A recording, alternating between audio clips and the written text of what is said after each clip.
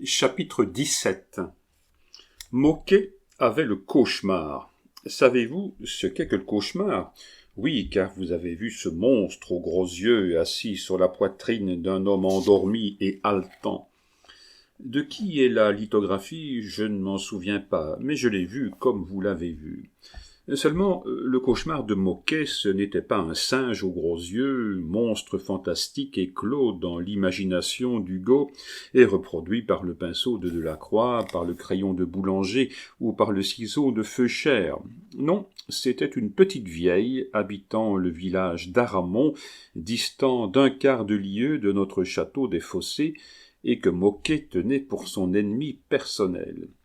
Moquet entra un jour, dès le matin, dans la chambre de mon père, encore couché, et s'arrêta devant son lit. « Eh bien, Moquet, demanda mon père, qu'y a-t-il, et pourquoi cet air funèbre ?»« Il y a, mon général, répondit gravement Moquet, que je suis cauchemardé. » Moquet, sans s'en douter, avait enrichi la langue d'un verbe actif. « Tu es cauchemardé ?»« Oh, fit mon père en se soulevant sur le coude. »« Oui, général. » Et Moquet tira son brûle-gueule de sa bouche, ce qu'il ne faisait que rarement et dans les circonstances graves. Ce brûle-gueule était devenu non pas un accessoire de Moquet, mais une partie intégrante de Moquet. Jamais nul ne pouvait dire avoir vu Moquet sans son brûle-gueule. Quand par hasard il ne le tenait pas à la bouche, il le tenait à la main. Ce brûle-gueule, destiné à accompagner Moquet au milieu des fourrés les plus épais, devait présenter le moins de prise possible au corps solide qui pouvait amener son anéantissement. Or, l'anéantissement d'un brûle-gueule bien culotté était pour Moquet une perte que les années seules pouvaient réparer. Aussi, la tige du brûle-gueule de Moquet ne dépassait jamais 5 ou 6 lignes, et encore pouvait-on toujours, sur les 5 ou 6 lignes, parier pour moitié en tuyau de plume.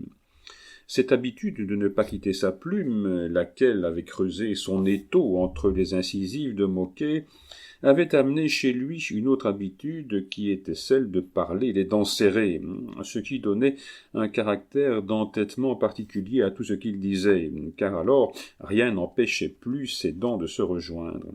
« Et depuis quand es-tu cauchemardé, mon pauvre Moquet ?» demanda mon père. « Depuis 8 jours, général. »« Et par qui ?»« Oh, je sais bien par qui, » dit Moquet, les dents plus serrées que jamais. « Mais enfin, peut-on le savoir ?»« Par cette vieille sorcière de mère Durand, général. »« Par la mère Durand d'Aramon ?»« Oui, et par elle. »« Diable, Moquet, il faut faire attention à cela. »« Je fais attention aussi, elle me le paiera, la vieille taupe. » La vieille taupe était une expression de haine que Moquet avait empruntée à Pierre, lequel, n'ayant pas de plus grand ennemi que les taupes, donnait le nom de taupe à tout ce qu'il détestait. « Il faut faire attention à cela, Moquet, avait dit mon père. » Ce n'est pas que mon père crut au cauchemar de Moquet, ce n'est pas même qu'en admettant l'existence de ce cauchemar, il crut que c'était la mère Durand qui cauchemardait son garde. Non, mais mon père connaissait les préjugés de nos paysans. Il savait que la croyance au sort est encore fort répandue dans les campagnes. Il avait entendu raconter quelques exemples terribles de vengeance de la part d'ensorcelés qui avaient cru rompre le charme en tuant celui ou celle qui les avait charmés. Et Moquet, lorsqu'il était venu dénoncer la mère Durand à mon père, avait mis dans sa dénonciation un tel accent de menace, il avait serré la crosse de son fusil de telle façon que mon père avait cru devoir abonder dans le sens de Moquet, afin de prendre sur lui cette influence qu'il ne fit rien sans le consulter. « Mais avant qu'elle te paie, mon cher Moquet, lui dit mon père, il faut bien t'assurer qu'on ne peut pas te guérir de ton cauchemar. » « On ne peut pas, général. »« Comment on ne peut pas ? » ?»« Non, j'ai fait l'impossible. »« Qu'as-tu fait ? » ?»« D'abord, j'ai bu un grand bol de vin chaud avant de me coucher. »« Qui t'a conseillé ce remède-là ? Est-ce monsieur Lécosse ?» Monsieur Lécosse était le médecin en renom de Villers-Cotterêts. « Monsieur Lécosse, fit Moquet, est-ce qu'il connaît quelque chose au sort, lui ? Non, pardieu, pas. Ce n'est pas monsieur Lécosse. »« Qui est-ce donc ? » ?»« C'est le berger de Lompré. »« Mais un bol de vin chaud, animal, tu as dû être ivre-mort après l'avoir bu. » Le berger en a bu la moitié. Ah, je comprends l'ordonnance alors, et le bol de vin chaud n'a rien fait. Mon général, elle est venue piétiner sur ma poitrine cette nuit-là comme si je n'avais absolument rien pris. Et qu'as-tu fait encore? J'ai fait ce que je fais quand je veux prendre une bête fausse. Moquet avait une phraséologie qui lui était particulière. Jamais on n'avait pu lui faire dire une bête fauve. Toutes les fois que mon père disait une bête fauve, Moquet reprenait « Oui, général, une bête fausse !» Parce que, général, sauf votre respect, vous vous trompez. Comment je me trompe? Oui, on ne dit pas une bête fauve, on dit une bête fausse. Et pourquoi cela? Parce que bête fauve, cela ne veut rien dire. Et que veut dire bête fausse?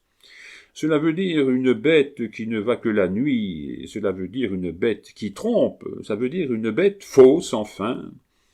La définition était si logique qu'il n'y avait rien à répondre. Aussi mon père ne répondit-il rien, et Moquet, triomphant, continua d'appeler les bêtes fauves des bêtes fausses. Voilà pourquoi, à la question de mon père « Et qu'as-tu fait encore ?» Moquet répondit « Je fais ce que je fais quand je veux prendre une bête fausse. » « Et que fais-tu, Moquet ?»« Je prépare un piège. » C'était la façon de Moquet de prononcer le mot « piège. »« Tu as préparé un piège pour prendre la mère Durand ?» Moquet n'aimait pas qu'on prononçât les mots autrement que lui.